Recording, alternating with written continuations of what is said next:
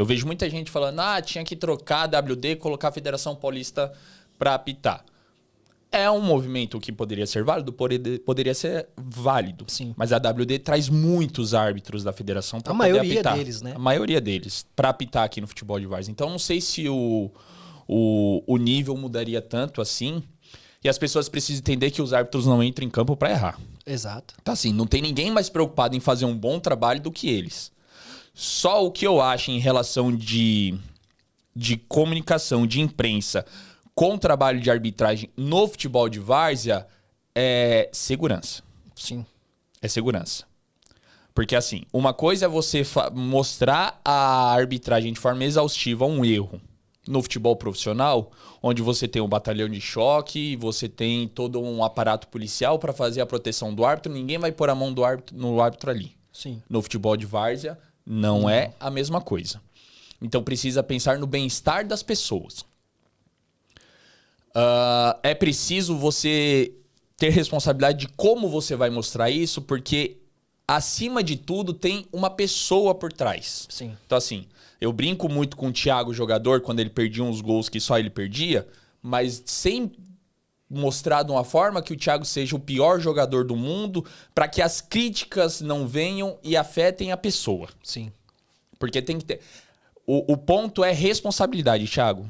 É responsabilidade. É você fazer algo e saber o que aquilo vai gerar. Exato. Entendeu? Então, uma coisa é... uma coisa era o Thiaguinho falando enquanto jogador na época, outra coisa é o Thiaguinho enquanto comunicador hoje, que atinge muito mais gente falando. Então, você tem que ter respeito, você tem que ter respeito e responsabilidade no que você faz, porque isso daqui é uma arma. Exato. Isso daqui você incita muita coisa. Sim. Tem coisa que eu faço no meu perfil particular e não faço no perfil do podcast. Eu sei muito bem separar as coisas. E tem uma parada aqui no futebol de várzea, eu acho que a paixão ela chega a ser até muito maior do que relacionada a time profissional. O cara que está à frente de uma agremiação de várzea, seja ele presidente, diretor ou torcedor, a paixão é muito mais fervorosa do que com relação ao time profissional. E se a gente não tem uma responsabilidade aqui, a gente pode acabar gerando um transtorno gigantesco que a gente não tem nem noção, né? É justamente porque o futebol, já diz o nome, profissionalismo. Então aquilo, querendo ou não, por mais que exista paixão, existe um trabalho, então existe uma responsabilidade.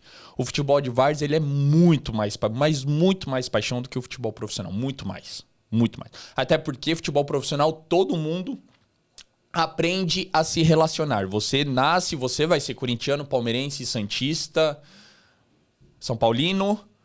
E se for algo muito diferente, um torcedor da Portuguesa ou do Juventus. Mas Sim. Você vai ser ensinado a isso. Você vai ser ensinado. Então você é condicionado a isso. Uhum. No futebol de várzea, muitas vezes não.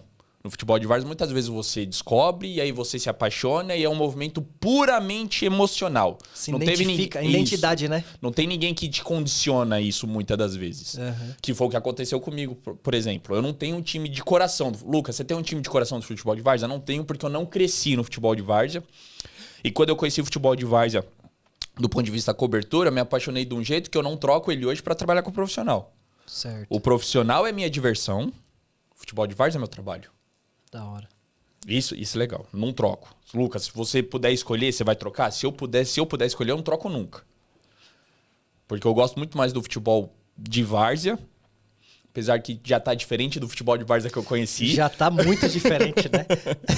Mas ainda assim é um futebol que eu gosto muito mais do que o futebol profissional. É um futebol que é formado por pessoas. Você vai lá, você vê as pessoas, se relaciona com a pessoa. Não é aquele personagem igual no futebol profissional que você não tem mais acesso a treino, você não tem mais acesso a jogador, você não tem acesso mais a ninguém. Então fica aquele relacionamento frio, distante. Não, eu gosto daqui. Sabe, onde eu vou chamar o Thiaguinho, por exemplo, que eu cobria. Que eu fui, vou contar. Eu fui a pessoa que mais andou de carona na história da cidade de São Paulo no meu começo.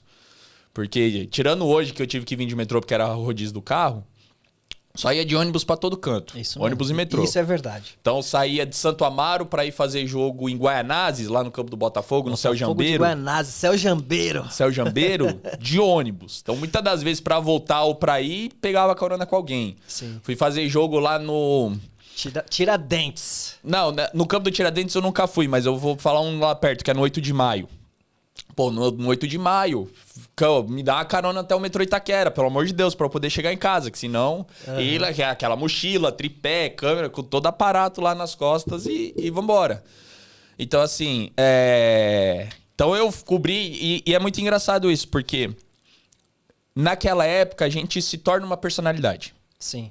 Então eu chegar, o Lucas veio fazer o jogo. E é muito engraçado, porque jogador depois fica, o Lucas tá aí e tal. Então dentro do campo era personalidade. E fora do campo, eu pegava carona muitas vezes com o cara que eu criticava. E tá tudo bem. E tá tudo certo. Sim. E é engraçado isso, porque ó, dentro do campo, o Lucas tá aí e tal, vou dar entrevista eu com o microfone. Quem não queria aparecer no microfone? Sim. Quem não queria o Porque microfone pra falar? era algo novo, né, mano? Novíssimo. Era algo novo.